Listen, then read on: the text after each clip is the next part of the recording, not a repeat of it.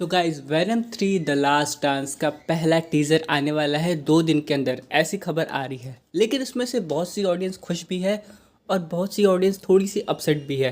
अब हम लोग समझते हैं ऐसा क्यों हुआ। अभी आप लोग को याद होगा एग्जैक्टली एक हफ्ते पहले यहाँ पे एक अपडेट आई थी वेनम 3 को लेके कि हाँ, उसमें स्पाइडरमैन का इन्वॉल्वमेंट तो होगा, लेकिन वो जो स्पाइडरमैन होगा वो 10 साल का बच्चा होगा, यानी कि वो पीटर पार्कर तब का है जब उसे पावर्स नहीं मिली है। तो यहाँ पे ऑडियंस कंफ्यूज हो गई कि आखिरकार वेनम यूनिवर्स में कैसी टाइमलाइन चल रही है। यानी कि एक बात तो क्लियर कर दे कि उस यूनिवर्स में पीटर पार्कर है, लेकिन वो वेनम यानी कि एडी ब्रॉक से इतना ज़्यादा छोटा है। ये डिफरेंस क्यों हो रहा है? वैसे मल्टीवर्स के कॉन्सेप्ट के हिसाब से कुछ भी हो सकता है, उस तरह स्पाइडरमैन की एज भी वेनम यूनिवर्स में ऐसी दिखाई जा सकती है। लेकिन यहीं पे दूसरी तरफ सवाल ये आता है, अगर स्पाइडरमैन को ऐसा ही दिखाना है तो आखिर ऐसा किया क्यों जा रहा है, उसका इंपॉर्टेंस क्या है, ये सबसे बड़ा सवाल है।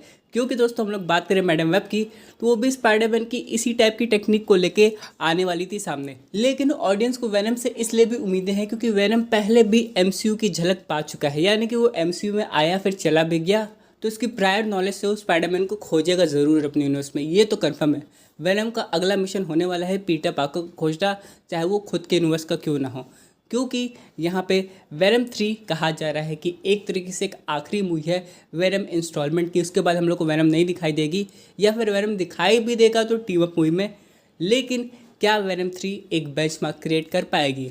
ऑब्वियसली ये सबसे बड़ा सवाल है। और सोनी इसकी प्लानिंग कैसे करने वाला है? क्योंकि हम लोग बात करें सोनी की, तो ऐसी बहुत सारी स्पाइडरमैन रिलेटेड फिल्म बना रहा है बिना स्पाइडरमैन के इन्वॉल्व हुए, जैसे कि मॉर्बियस, उसके बाद venom 1, 2, Kraven the Hunter, Madame Web. अब लेकिन सोनी को यहाँ पे लगता है कि स्पाइडरमैन को दिखा के ही आगे की मूवी बनाई जा सकती है। ये तो वही बात हुई कि बिना नमक के सब्जी बना दी। क्योंकि स्पाइडरमैन, अगर हम लोग बात करें वेनम यूनिवर्स में, एक इम्पॉर्टेंट एलिमेंट है। और वेनम के पास अगर स्पाइडरमैन जाके मिलता है तो वेनम के पास स्पाइडरमैन की पावर्स आ जाएगी। लेकिन फ़िलहाल अभी भी ये जो टीज़र है, क्या ये स्पाइडरमैन को दिखाएगा, कुछ हिट मिलेगी? क्योंकि फिलहाल अगर ये वेनम की आखिरी मूवी होगी तो मुझे तो नहीं लगता कि वेनम का इन्वॉल्वमेंट सीक्रेट वॉर्स में होने वाला है। और यहाँ पे वेनम 3 का कंक्लूजन कैसे होगा? क्योंकि हम लोग बात करें सीरीज़ की, तो हर एक पार्ट के बाद एक नया बेंचमार्क क्रिएट होता है। तो वेनम 3 भी कुछ आउट ऑफ द बॉक्स होनी चाहिए।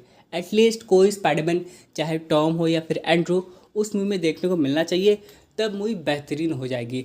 लेकिन सोनी पिक्चर्स क्या करने वाला है?